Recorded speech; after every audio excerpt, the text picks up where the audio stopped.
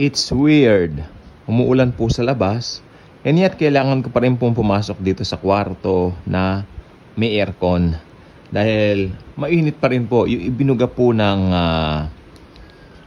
singaw, no, ng ulan ay init. Okay. Ba tayo napunta dyan? The church, institutional church. Pag sinabi po sa Bible na church, tayo po yon, tayo mga mananampalataya. So ito naman po ay cool talk. Let's be cool, especially when we throwing our comments on the comment box. So we need to be calm.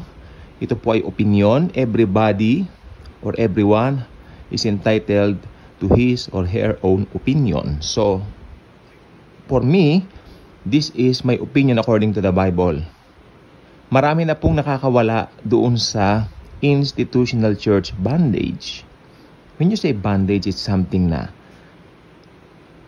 hindi kalooban ng Panginoon pero ginagawa dahil nagkaroon ng mga manipulative pastors or tactics.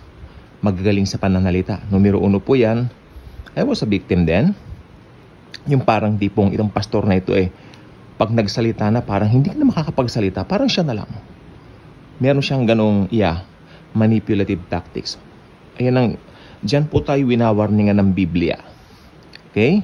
So, the church as a business. Yan po ang tingin nila sa church. Ganito po kasi ang issue ngayon. Napansin po namin, yung pinanggalingan po namin na institutional church. Namin, kasi marami na po kami nakaalis. Praise Jesus. Mamaya sasabihin ko po sa inyo ang ating, kung paano po talaga nagpupulong, ang mga, ang church. The biblical way. Ng mga biblical times, no? Pero ngayon, tingnan po natin tong kwento ko. Marami na po kami nakaalis doon. I praise Jesus. Thank you for that. Dahil yung mga na-bandage dati doon, wala na rin doon. Mga kasama ko dati. Ano bang gusto kong tumbukin dito? Kaya ko po sinabi yan dahil ang nangyari po, yung pastor, he'll make sure na yung susunod na pastor, yung anak niya. Ganon. Kailangan sa kamag-anak lang. So it's a business. It's a business.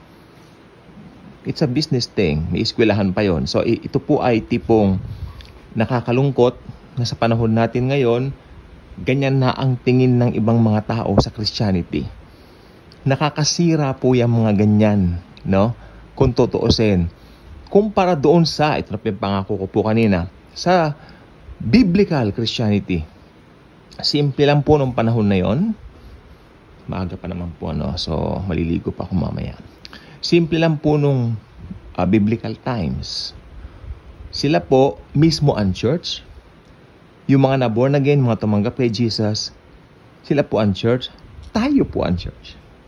So sila po, dati, nung hindi pa tayo pinapanganak, syempre, biblical times, no?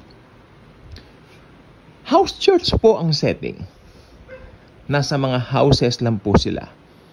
Then, nagbre-breaking of bread, diba, nagkukomunyon, at meron po silang whole meal. Nagmi-meal po sila, kumakain sila ng sabay-sabay. Nagkakantahan, nag-aawitan, at nag-share ng bawat isa ng mga words ni Jesus. Ganun lang po kasimple. But, ito pong gusto kong sabihin. Anong araw sila nagpupulong? Anong araw sila nag-gather? Walang binabanggit ang Bible kung anong specific. Basta, kung maisipan nyo magpulong kahit anong araw. Remember, Jesus is our rest. Siya ang sabat natin. Tapos na. Tapos na ang law. Okay? In the New Covenant, tayo ang church. Naka-indwell sa atin ang banal na Espiritu Santo. Remember, bago lumabas ang Antichrist, kailangan matanggal mo yung humaharang, yung restraining, no? Tayo po yun. Tayo yung nagre-restrain para malantad yung Antichrist sapagkat naka-indwell sa atin ang pangatlong persona ng Trinidad o ng Trinity, ang God the Holy Spirit. Amen? Ganyan tayo ka-powerful. Ngayon, pag sasabihin mo, church, bato, and all that, it's wrong. It's wrong. Yung mga yan, pwedeng sabihin, house of gathering, Yan po ang tawag namin sa mga pinagpupulungan namin, house of gathering. Okay, mag-gather tayo sa ganitong lugar, mag-gather tayo sa ilalim ng puno ng mangga, ilalim ng puno ng bayabas. Okay lang po yun. Hindi problema yun. Di ba? Tayuan church. Ngayon, ito po ang pinaka-importante. Nag-share ba kayo ng good news? Lumalabas po ba kayo to share the good news? Kanina po, tuwan-tuwa ako. Si Bucket at saka si China Phillips, mga kapatid natin sa Panginoon, lumabas po sila. Sister China Phillips, may vlog po siya rito, no? At siya po ay lumabas, nag-pre-preach sila sa labas. Nakikipag-usap sila sa mga tao, sineshare nila si Jesus. That's Christianity. Hindi po ba? Hindi yung kung ano-anong sakop ng mga programs and all that. Tapos, yung panoorin nyo po, mag-subscribe sana kayo sa Sarah Ministries for Jesus Christ. Yung si Sarah, tapos yung babaeng Koreana, ang ganda ng boses ng babaeng Koreana, shalom, shalom, magandang boses, grabe. Hindi sila nagpapatinag, mas naggegerna sa Israel, tuloy sila for Jesus. Amen? Kasi alam nila ang katotohanan, kailangan nilang i-share si Jesus sa lahat ng tao. Yan po ang Christianity. Ano po nangyari ngayon sa mga Kristiyano sa panahon natin ngayon? Naging institutional church wherein may isang pastor na tatayo, mangangaral, di ba? Tapos naka-practice, yung mga sasabihin niya, praktisado. Program po yun. Tapos yung mga tao, spectators, no? Hindi lang po mere spectators ang panagagather ng buong church po dati. Lahat po may part. Nagsasalita lahat. Pwede mag-interact to each other. Sorry po.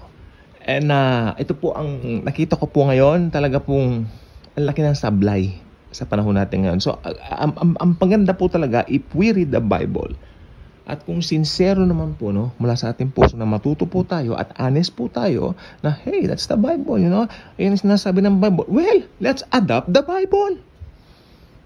Walang problema doon. Ang problema, yung pride. Kung fried chicken yan, tsaka fried rice, akin na lang, please.